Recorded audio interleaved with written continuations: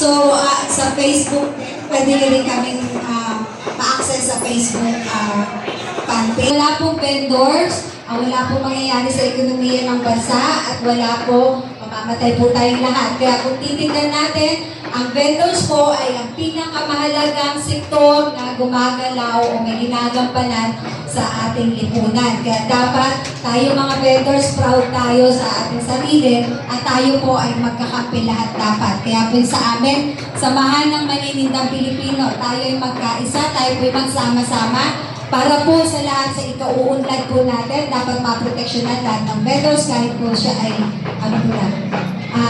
illegal vendor. Kahit po siya ay nasa labas o nasa loob, dapat po lahat po tayo may proteksyon at dapat po may progress po tayo na dapat hindi po pwedeng hanggang magtagal. Dapat tayong kung titingnan po, ang vendors po, nandun po ang pera, kalimitan po, dapat tayo mga vendors sa unang uunlad.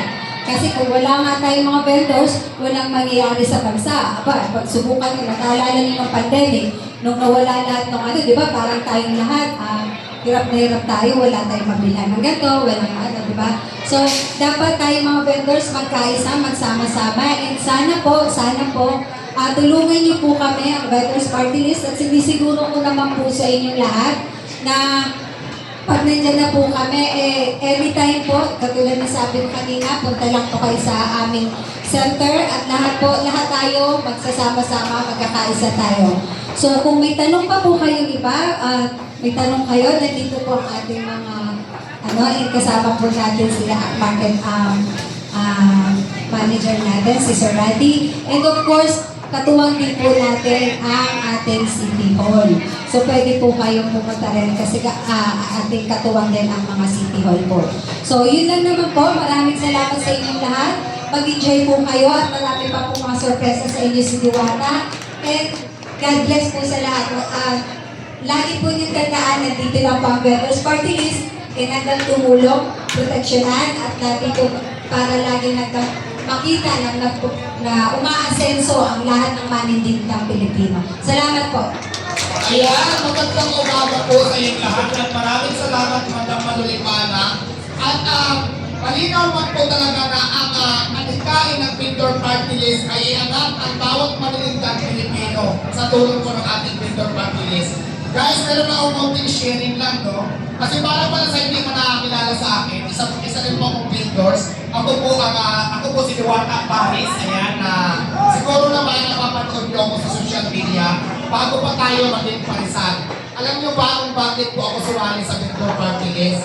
Dahil ramdam ko po talaga kung paano ako, tingin ko sa sarili ko na naabuso. Kasi alam niyo kung bakit? Naranasan ko po magtinda sa kalsada, tiniring, tinapon ang mga gamit, lahat ng mga niluto ko nagkatapon-tapon, hindi ko maalam kung susuko na ba ako, hindi na pa ako kinabukasan dahil wala na po talaga akong pambili ng kasunod. Ilang pieces po yan, siguro naman, napapanood niyo ako sa mga past trending videos ko, doon nung nasa kalsada pa ako. Sino makapanood, madam?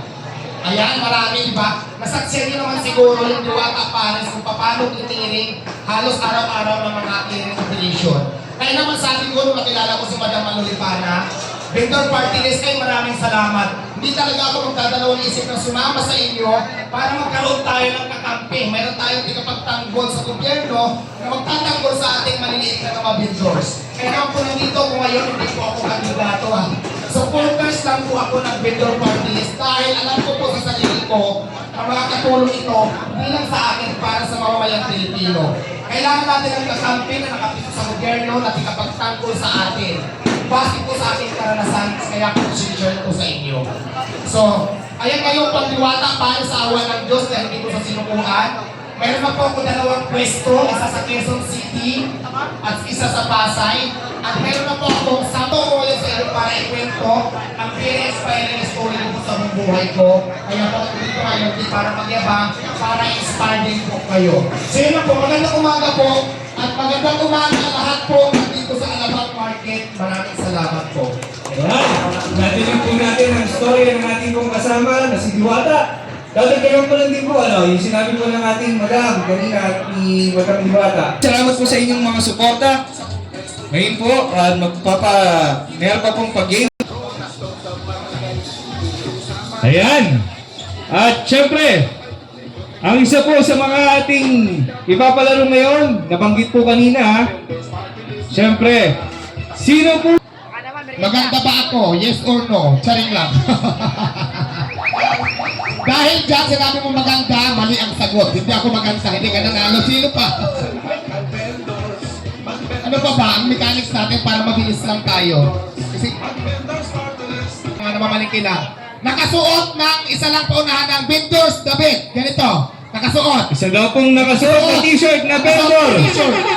Nakasuot ng t-shirt. 1, 2, Sino pa? 3. Wala pa. Ayan, ako na si ate. Ito na Yan. dito.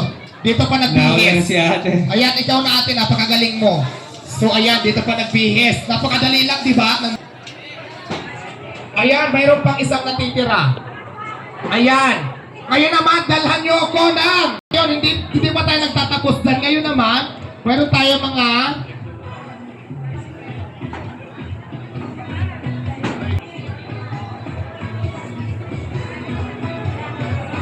Okay, sige.